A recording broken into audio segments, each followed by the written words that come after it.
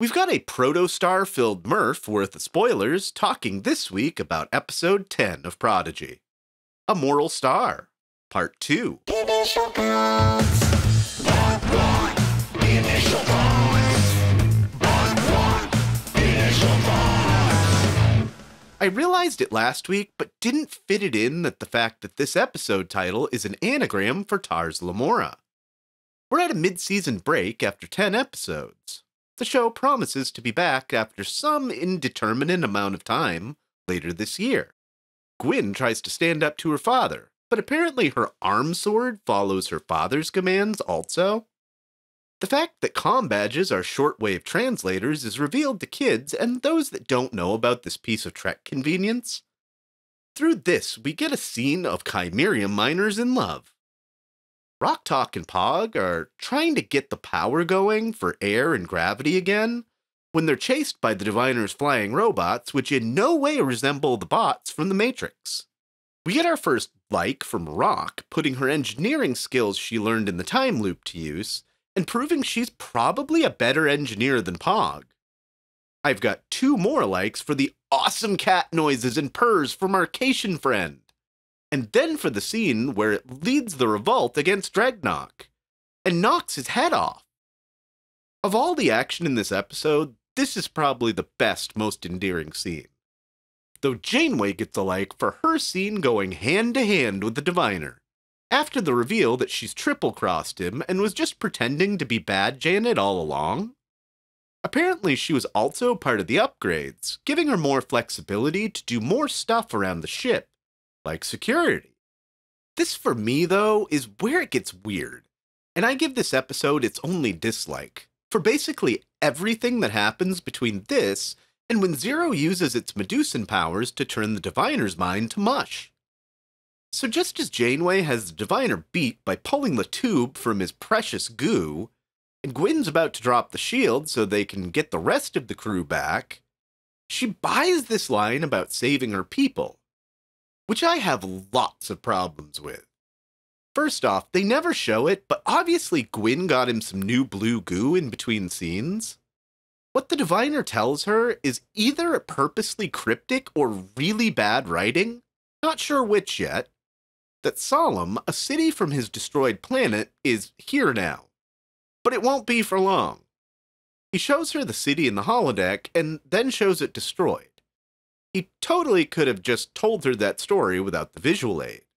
Anyway, apparently after Starfleet's first contact with his race, the people destroyed themselves in civil war over whether to join the Federation or stick to this planet's traditional ways. But somehow he's going to put right what once went wrong, even though his plan sounds purely revenge-based. He says the protostar will release a signal that will corrupt this instance. What, like a dungeon in an MMORPG?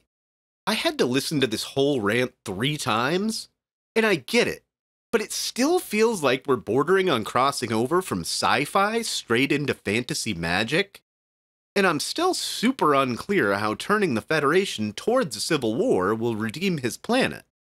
Of which, it's not Starfleet's fault that the Diviner civilization is only one new issue away from tearing each other apart.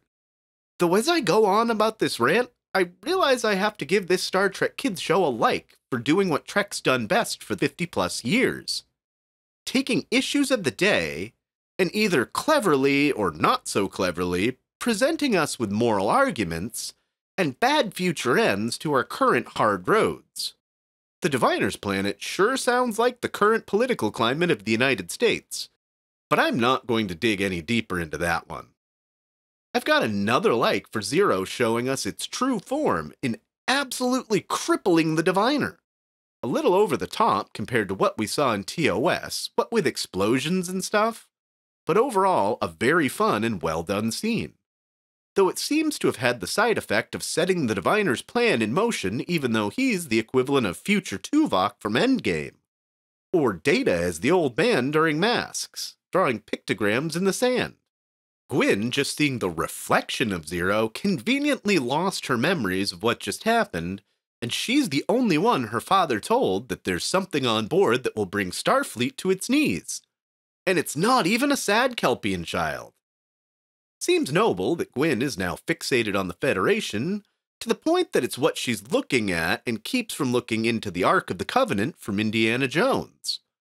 But really, all she had to do is drop the shields 10 minutes ago, and this would have all been over.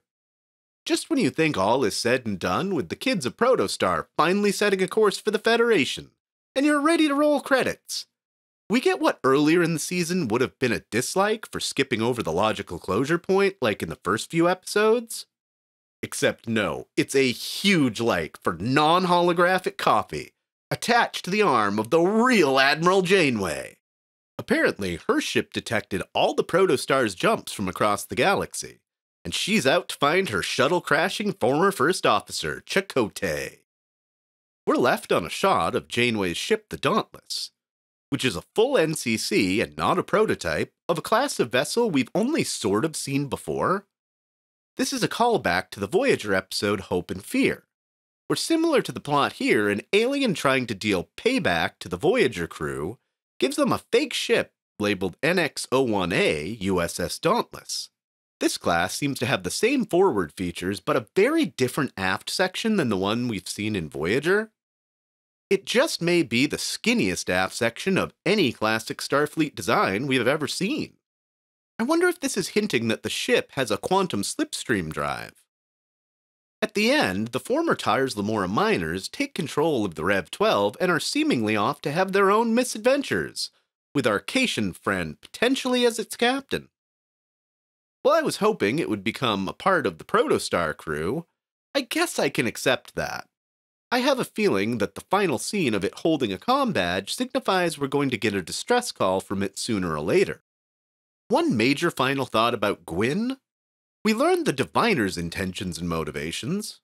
I can understand someone losing their entire civilization doing what he's doing.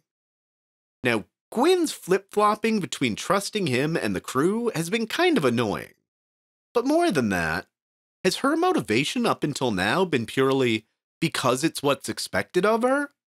She helped buy kids into slavery and never once asked for clarification of why she was doing what she was doing, even though she seems pretty chaotic neutral by the time she becomes part of the Protostar's crew? Who's more evil? Her father? Or her? In just 10 episodes, we set up an arc, and mostly finished it while setting up the next one. I'm honestly more invested in this going into its mid-season break than I am in Discovery coming out of theirs starting next week. In a short time, the characters of this show have had growth. Still could use a bit more for Pog and Zero, but nobody feels like the Tasha Yar of the season, mostly ignored as a main character. Unless the next 10 episodes are a flop, I think this may easily go down as the best first season in Trek history.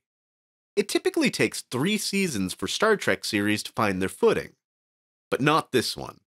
Prodigy, the show for kids, has managed to not only be a great show for its target demographic, but a really decent season of Star Trek that firmly feels like Star Trek, and a little bit like Star Wars, which is what I think ties the concept of a kids show into the Star Trek franchise. The biggest difference between Wars and Trek universes is black and white storytelling and ideals in Star Wars versus shades of gray storytelling in Star Trek. Most kids' shows have absolutes, or at the very least less ambiguous values. They teach kids right and wrong, whereas Star Trek generally is about exploring what the concepts of right and wrong actually mean. I think the show is starting to do this gray area exploration more as it goes on. And the biggest example is this reveal of a Federation first contact that didn't go well.